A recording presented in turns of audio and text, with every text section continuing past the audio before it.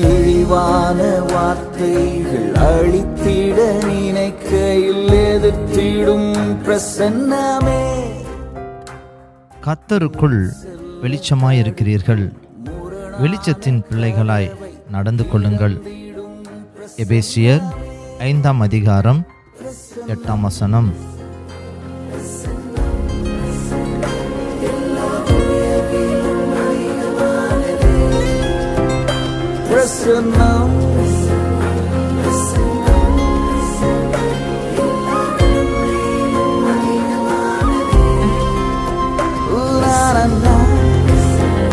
பிரசன்னம்